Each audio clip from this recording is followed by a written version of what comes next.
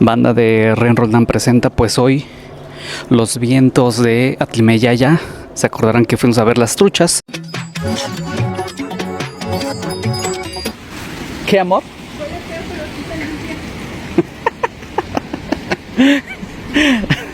Pues es que huele a trucha, banda, al chile. Miren, banda, estas son, vean esta belleza.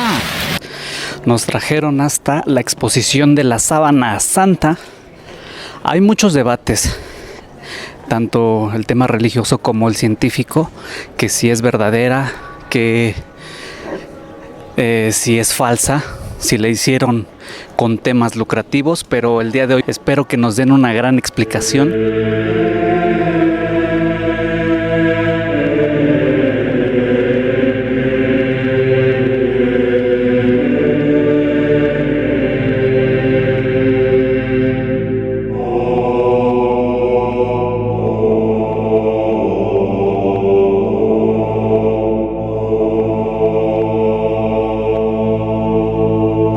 Si es verdadera, si es falsa.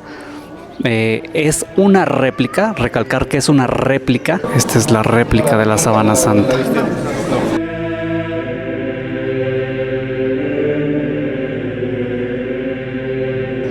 De la sábana santa que se encuentra en Italia, en Turín, en una capilla en Turín. Medía aproximadamente 4 metros de largo por 1 de ancho. Y pues vamos a darle, banda. Para esto les tengo que dar un contexto de todo lo que se ve, de todo lo que se marca, de todo lo que se refleja en esa sábana santa. Nos vemos en el siguiente clip.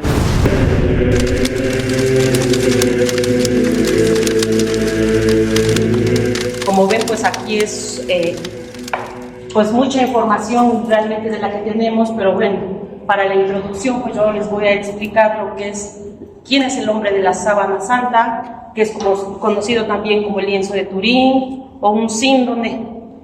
El lienzo de Turín es un lienzo, valga la redundancia, de 4 metros por 1,13. No porque el hombre sea grandote, sino porque la sábana va doblada. Ahí está como realmente fue envuelto el hombre, fue a la mitad, y de hecho por eso van a poder observar, van a poder ver tanto delante como por detrás del hombre. Empezó, se supone, desde Jerusalén, el año 33, pero antes los judíos, los romanos, pues eran muy, pues de mente cerrada, muy... Nosotros ahorita podemos tener algún objeto de algún familiar que falleció, ropa, cadenas, qué sé yo, muchas cosas. Pero antes eso era pues prohibido, penado, era muy juzgado, era como de mala suerte. Entonces, obviamente, a pesar de que el lienzo de Turín se dio desde lo que fue la resurrección, no lo conocían. Muchos han escuchado de San Judas Tadeo. ¿Qué es lo que tiene San Judas Tadeo?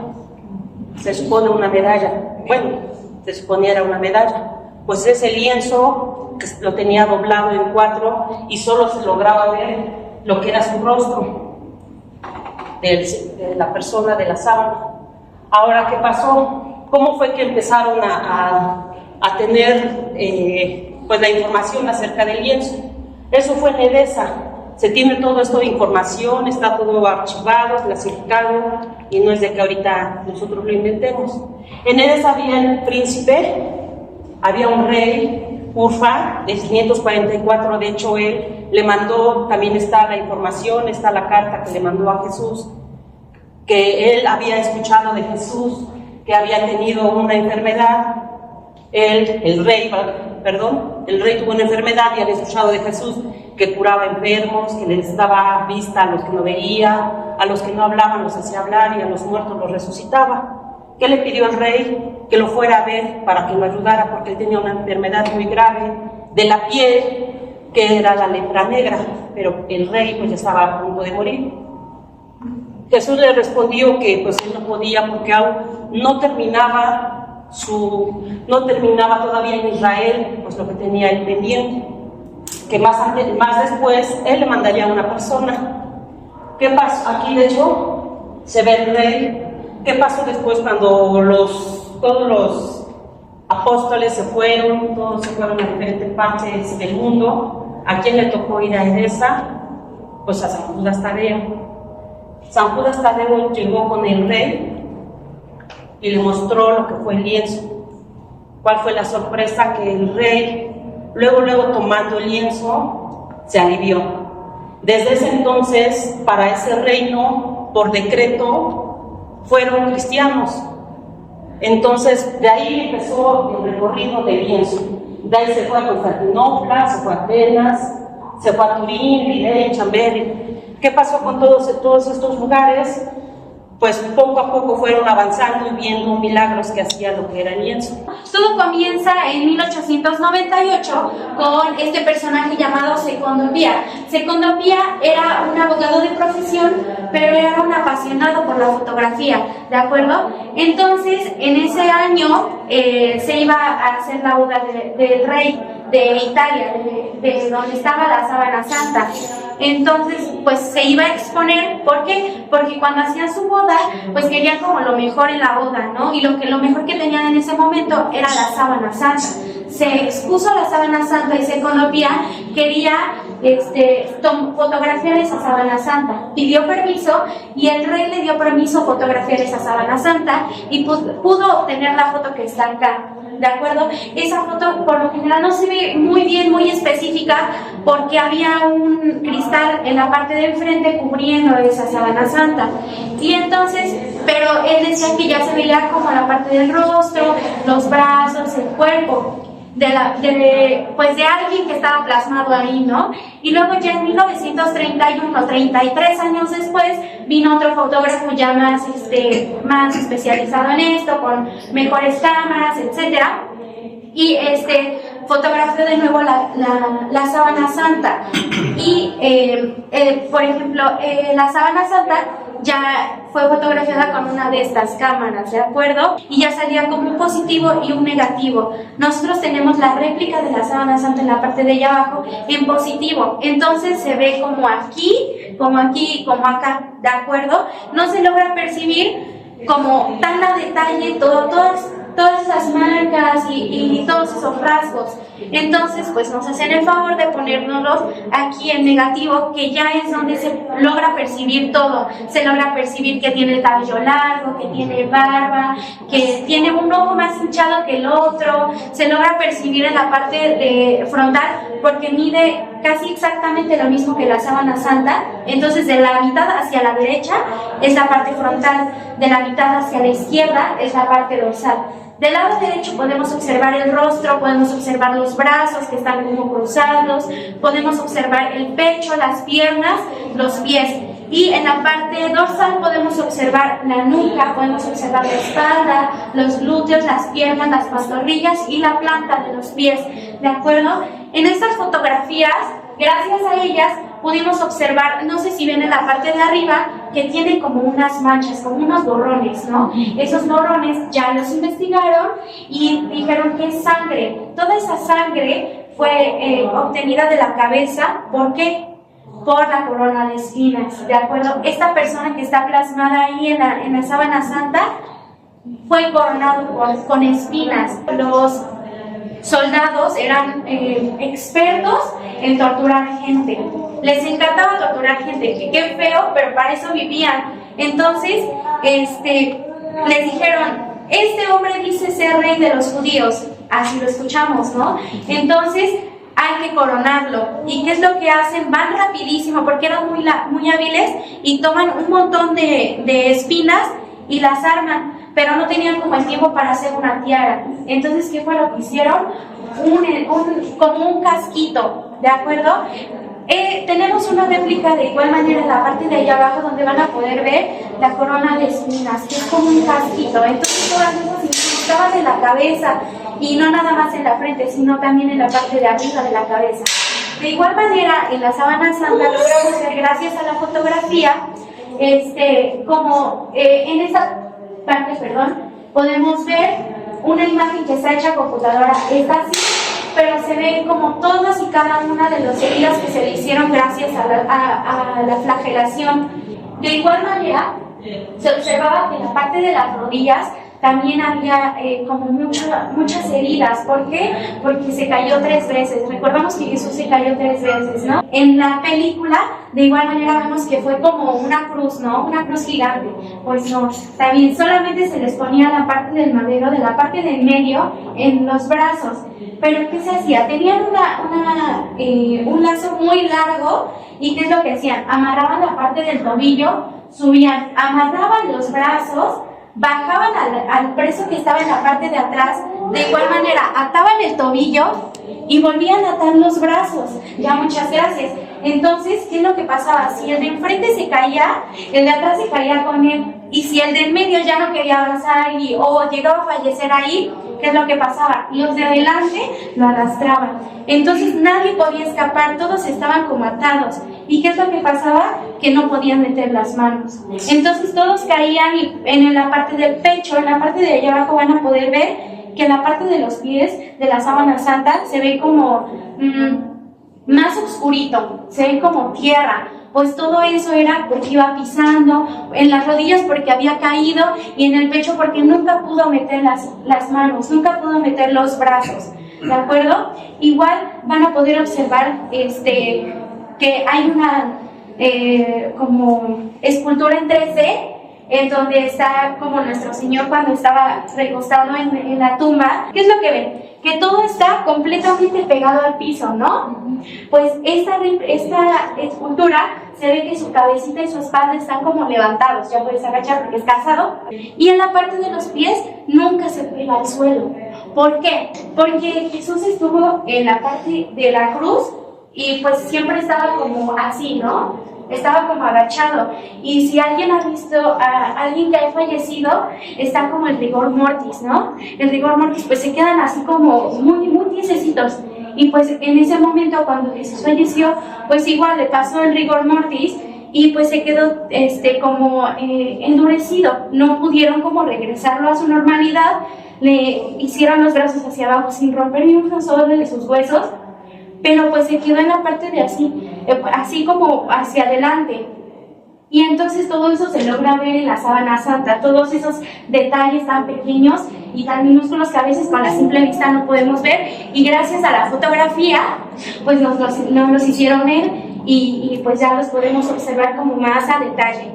Normalmente cuando nosotros entramos en una iglesia, en cualquier lado, siempre vemos un crucifijo y lo vemos que es completo, es decir, en esta forma, ¿no? Sin embargo, hay algunas discrepancias, más que nada para especificar cuál era realmente la posición. Primero que nada, la forma de la cruz era en forma de T. Segunda característica, normalmente siempre vemos los crucifijos pues bien lijados, limados, pulidos y demás, ¿no? O sea, en teoría uno le puede pasar el dedo y no siente uno nada, está lisito. Sin embargo, el tronco que traía nuestro Señor Jesús no tenía estas características, por lo que como escuchamos en la anterior, allá atrás, fueron como 120 flagelos los que sufrió nuestro Señor. Entonces, en la espalda obviamente ya traía, pues obviamente lesionada, la herida abierta, y a la hora en la que él intentaba incorporarse un poco, el pequeño roce pues obviamente generaba más dolor. La siguiente característica es que normalmente siempre igual, por ejemplo, si ven la imagen de aquí donde vienen los horarios, ven los clavos en la palma de las manos. Esto no es posible porque si hubieran clavado en la palma, el peso hubiera hecho que se desgarrara, por lo que en realidad los clavos fueron colocados en las muñecas. Entonces, a la hora de estar en esta posición, pues obviamente era pesado para todos los que eran crucificados. Otra de las características es que la pierna derecha era la que tuvo contacto con el tronco, por lo que en la imagen de allá, si ahorita llegan a pasar, van a ver que la planta del pie derecho era la que estaba más lesionada. Seguido de ella estaba colocada la pierna izquierda en esta posición. Ahora bien, platicarles que, como les mencionaba, los romanos eran expertos en generar dolor a las personas. Entonces, lo que hacían era que para acelerar el proceso de muerte de los crucificados, lo que hacían era fracturarle las piernas. ¿Por qué? Porque una vez que estaban en esta posición, por el mismo peso que se iban hacia adelante, ellos para incorporarse y jalar un poco de aire e inhalar, lo que hacían era generar fuerza en las piernas, incorporarse un poco, inhalar y exhalaban y volvían a la misma posición. A la hora de que los soldados pues les fracturaban las piernas, pues ya no tenían la base o soporte o la fuerza en ellas para poder hacer este movimiento, por lo que las muertes eran más aceleradas y eran un poco más enfocadas a asfixia. Se habla un poco más con respecto a, en las escrituras dicen que a Jesús no le fracturaron ningún hueso, sin embargo lo atravesaron con una lanza. Esta lanza tenía un largo de 15 centímetros por 6 centímetros, por lo que llegó a tocar la última capa del corazón, que se llama pericardio. A la hora de tocar el pericardio salieron 3 coágulos. Cada coágulo pesa 1 gramo, sin embargo si los juntan no pesan 3 gramos, sino 1 gramo. Entonces, esa era otra de las cuestiones científicas que no lograban como describir. En la última lámina, nada más hay una como imagen de la tumba que es semejante, porque normalmente siempre y en los viacrucis, en los recuadros, generan como una tipo, removieron la piedra y es una piedra, la dibujan como muy grande, ¿no? Y es al nivel del piso. Sin embargo, las tumbas, como sabemos, eran hacia abajo. Entonces, pues es nada más como para asemejar la parte de la tumba de nuestro Señor en donde estuvo Él.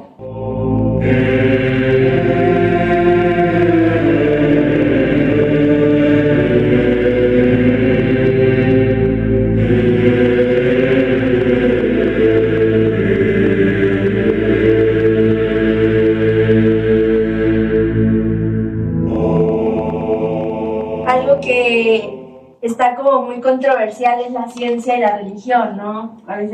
Muchas veces pensamos que la ciencia nos aparta un poquito de la religión, y justo aquí en este momento yo les voy a comprobar que en vez de alejarnos, nos acerca. Yo le digo la ciencia como una expresión de fe.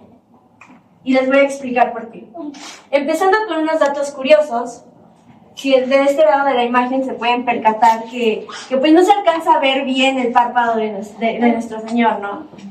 Entonces se creía que estas partes de los párpados tenían monedas que ven aquí. Pero pues obviamente esta creencia es pagana, porque como nuestro Señor va a tener monedas en sus ojos a la hora de morir, ¿no? ¿Qué es lo que pasa con estas monedas? Cuando sale la primera imagen de la sábana santa, se alcanza a observar que sus ojos no tenían monedas, sino que lo que tenía es que estaban hinchados de tanto golpe, hinchados de tanto dolor. Entonces, por eso en algunas representaciones a través de los años se puede ver que sus ojos, algunos están hinchados, otros más grandes, uno más grande que el otro, de ojos grandes, pero pues realmente esto se pasó pues a base de que según eran monedas, pero pues con el estudio se comprobó que no, que son sus ojitos hinchados. ¿Ustedes conocen lo que es el carbono 14? Pues el carbono 14 pasa a través de un choque cósmico entre la radiación y la atmósfera. Esto hace que los electrones tengan más energía. Entonces, a los electrones, al combinarse con el nitrógeno de la Tierra, pues producen carbono radioactivo. El carbono radioactivo se mezcla con el nitrógeno de la Tierra y esto cae en las plantas, principalmente en los seres, los seres vivos, ¿no? Cae en las plantas, los animales comen plantas y nosotros comemos animales. Entonces ese carbono 14 o carbono radioactivo pues va siendo transversal entre nosotros. Este estudio nos permite saber justo de qué fechas eran gracias al carbono 14. Este estudio pasa cuando la sábana santa es descubierta. Pues los científicos, ¿no?, quieren experimentar con la sábana. ¿Y qué hacen con esta? La estudian y los resultados arrojan que la sábana era del año 1260. Muy lejos del año de nuestro Señor. Entonces, ¿qué pasa aquí? ¿La sábana santa es real? ¿La sábana santa es falsa? ¿Qué pasa? Resulta que ya les explicaron que la sábana santa vino, fue, bajó, subió. Pues en todo este tiempo, en todos esos caminos, pues obviamente sufrió daños. Y uno de esos daños fueron quemaduras. Unas monjitas, al querer reparar estas quemaduras, lo que hicieron fue coser la sábana santa. ¿Y con qué lo cosieron? Con hilo de algodón. Entonces, este estudio se hizo un segundo estudio y realmente lo que habían estudiado los científicos antes no fue como la sábana santa directa, ¿no? Fue como este pequeño arreglo y por eso arrojaba que era del año de 1260. Hacen un segundo estudio con una parte de la sábana, pues ya directa, y arroja a que eran de los años de nuestro Señor. Entonces, otro dato, ¿no? O como otra pista más. ¿Qué pasa en este estudio? ¿Logran apreciar como puntos rojos? Sí. Es polen. Se calcula 38 tipos de polen de diferentes flores en la sábana, especialmente de la zona de Israel. Pero hubo un tercio de polen que era solamente de la zona cerca de Jerusalén. ¿Y cuál era ese polen? Justo esta flor. Flor que únicamente se da en tierras altas. Flor que únicamente puede florecer ahí, en Jerusalén. Dentro de la sábana también se alcanza a apreciar huellas de distintos tipos de flores que se dan alrededor de Jerusalén. Y justo con la sábana se alcanza a ver una cuerda entrenzada con un método que solamente era utilizado en aquellos tiempos.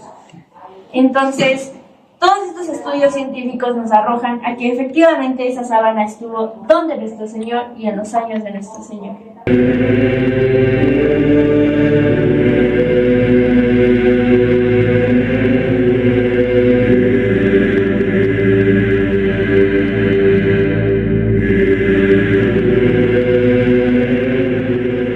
Después de eso se empiezan a hacer muchos más estudios y de este lado vamos a tener una imagen al negativo de lo que sería la cara de Jesús. Bueno, estos ya son estudios mucho más recientes, ¿no? Ahora, hay que entender también una cosa de la sábana santa. La sábana santa es una sábana que mide aproximadamente 4 metros de largo. ¿Y qué le hicieron a Jesús? Cuando él llega al sepulcro, ponen una parte de la sábana, ponen el cuerpo encima y entonces como está larga, la sábana hace como un doblez, ¿no? Entonces por eso queda desde abajo, como la parte de atrás, da la vuelta y se ve la parte de enfrente. Esta es una cámara de infrarrojo, igual cualquiera lo puede descargar en su teléfono, a lo mejor algunos ya lo tengan descargado. ¿Qué vamos a ver acá? Vamos a intentar imaginarnos y ver con esta cámara de Jesús, porque así la vemos y decimos, pues no tiene forma de nada. Si nos vamos de este lado, a lo mejor los que están más cerquita lo van a ver, se ve un rostro, ¿no? Sí. Justo de esta parte se ve el rostro, vamos bajando con la cámara, esta es la parte del torso, y justo aquí se hace como una flechita. Si nos acercamos de este lado, podemos ver lo que son los dedos, son 4 dedos de la mano derecha, la mano izquierda. ¿Saben qué creen que sea esta parte? Esta mancha así como... Es su costado. Sí, como el torso. Es su costado. Exacto. De eso vamos a hablar un poquito más. Y bueno, si empezamos a avanzar, vamos a ver lo que son los pies. Ahora, de este lado, como se los comenté, vamos a tener la parte de frente y la de atrás. Entonces, de este lado empezamos con lo que sería la parte trasera de la cabeza. Aquí nos vamos al torso y aquí hay algo muy interesante porque si nos damos cuenta, todas estas líneas como cruces, como rayas, eran pues parte de los latigazos que sufrió Jesús. Entonces si quedan marcadas todas estas partes de los latigazos. Bueno, aquí ya vemos un poco más de las piernas y esta parte de los pies. ¿Saben por qué se ve como muy oscura esa parte? La sangre. Ok, por la sangre, ¿sí? ¿Qué otra cosa? ¿Alguien se imagina? Ok, bueno, Jesús, ¿qué hacía? ¿Qué hizo cuando fue camino al Calvario? Pues caminó, ¿no? O sea, pero ahí no tenía zapatos. Entonces, a los historiadores y a todos estos científicos como que se les hizo extraño que hubiera como una mancha negra en los pies. Entonces extraen un poco de esa suciedad que hay en esa zona y se dan cuenta que hay dos componentes de tierra en los pies. Una es carbonato de calcio. El carbonato de calcio lo podemos encontrar en cualquier parte del mundo, es como muy común que se encuentre. Y la segunda cosa es la aragonita. La aragonita es otra parte de las tierras, pero es de unas tierras específicas. Esa no la podemos encontrar en Puebla, en Guanajuato. Esa solo se encuentra en Jerusalén. Entonces, pues ahí se dan cuenta que el hombre que estaba cubierto de esta tela, pues venía de Jerusalén. Lo más interesante es que no solo se encuentra esa tierra en las plantas de los pies, sino también la vamos a encontrar en un poco de la frente del hombre y en lo que son las rodillas. Podemos ver algunas manchas de sangre, pero realmente la imagen que se queda impregnada en la sábana santa no es toda sangre. O sea, por ejemplo, a lo mejor esta parte de la corona de sí, pero la cara no es sangre. Realmente lo que pasó en ese entonces es, por ejemplo, cuando tenemos ropa blanca y la usamos muchas veces, ¿qué le pasa? Ajá, sí, como que se percude y se pone amarilla, ¿no? Normalmente eso pasa también cuando se deja mucho tiempo al sol o cuando no se lava o cosas así, ¿no? Por el tiempo, la ropa blanca está hecha para que se ponga amarilla, justamente por la parte de la oxidación. Hay una teoría que todavía no está como 100% confirmada, pero habla sobre que cuando Jesús, cuando resucita, desprende una luz tan grande y tan fuerte que hace que justamente estas partes que están más cerca de la piel se oxiden mucho más rápido y entonces queda por así esa imagen como plasmada en la sábana santa. Y pues eso sería todo. Igual si quieren tomarle fotos.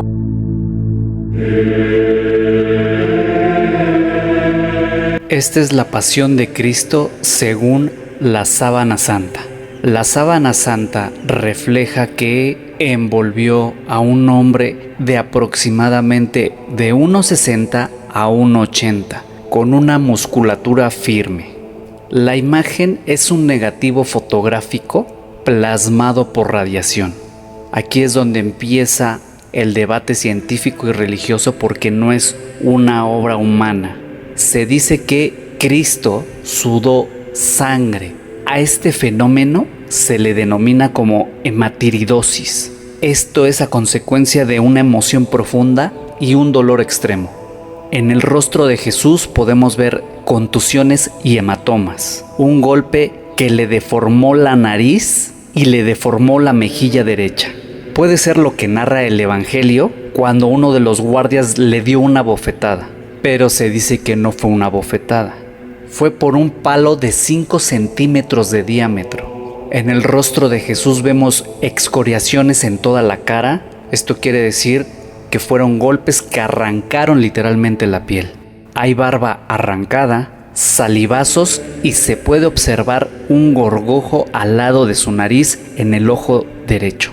Durante la flagelación, Cristo estuvo recargado en una media columna para presentar mejor su espalda a los verdugos.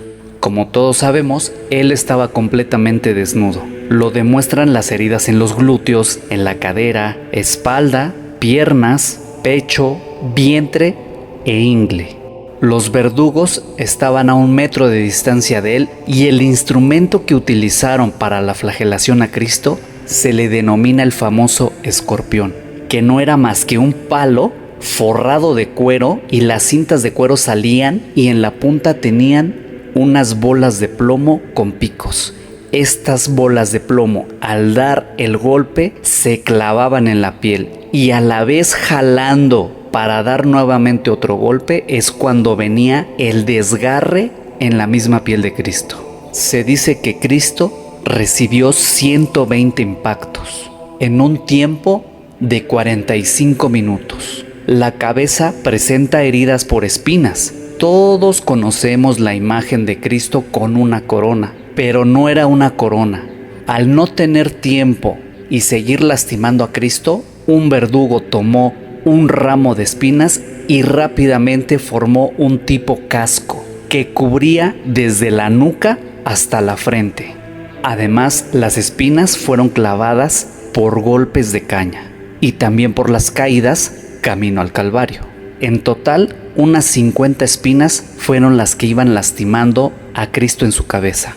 Se dice que Cristo cargó con el patíbulo, porque no era toda la cruz como comúnmente la conocemos. Este es el palo horizontal de la cruz, con un peso de aproximadamente 60 kilos. Este lo llevaba atado a su espalda y además fue unido con una cuerda en la pierna izquierda. Esto hacía que al caminar se cansara más y tuviera poco equilibrio.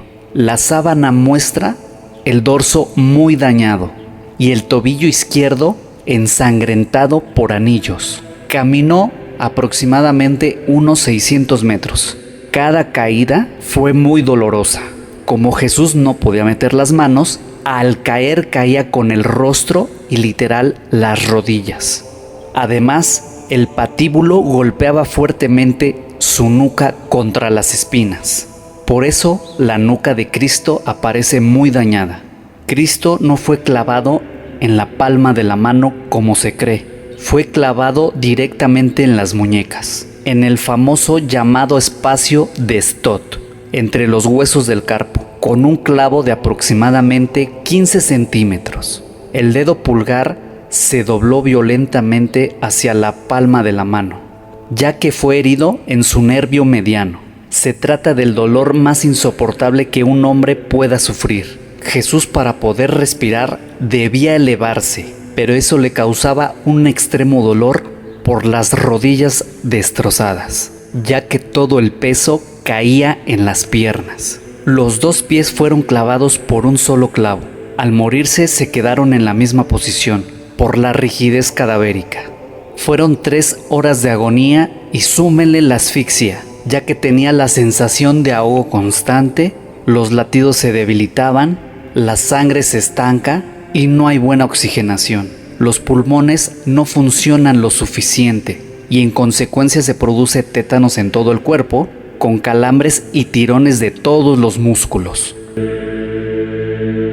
Ahora que ya conocemos cómo sufrió Cristo y todo lo que le hicieron, pues la mayoría de todas estas torturas, todo esto que padeció, se refleja en la sábana santa.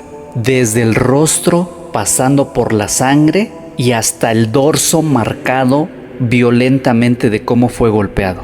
Eso es lo interesante de la sábana santa. Cada lado, tanto el científico como el religioso, muestran pruebas de que sí es verdad. Nadie se explica cómo, pero literal, todos estos golpes que pasó Cristo se reflejan en esa famosa sábana santa. Pues aquí concluye la exposición de la sábana santa. Estamos en el Templo del Calvario. Este es el famoso escorpión, un látigo con bolas de plomo, y en una imagen de internet esas bolitas de plomo tienen picos, y esos picos al dar el flagelazo se enterraban en la piel, y al jalar este látigo pues desgarraba toda la piel de Cristo. Este es el famoso escorpión, banda.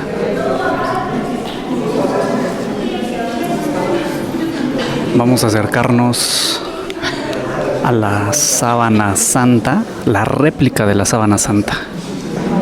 Esta es la réplica. Esta es la réplica de la sábana santa. Un poquito más para atrás, por favor. Este lado va a ser como la espalda. Entonces, esta es la... Vean, banda. Todo eso pues con la corona de espinas. Aquí se van a ver los latigazos. Se ven así como tachecitas. Los latigazos. Ya le entendí. Sí, aquí van a estar las piernas. Y en esta parte son los pies. Sí, las plantas de los pies. Ay, muchas gracias. Vean, banda, ahí está el rostro de Jesucristo. Muchas gracias. 4 metros de largo por 1 de ancho aproximadamente, banda. Impulso de lo que hubiera sido pues el Este es el famoso casco, no era corona, banda. Este es el casco que llevaba Cristo, que le cubría toda la cabeza, de la nuca hacia la frente. Y en cada caída se le clavaban más y más.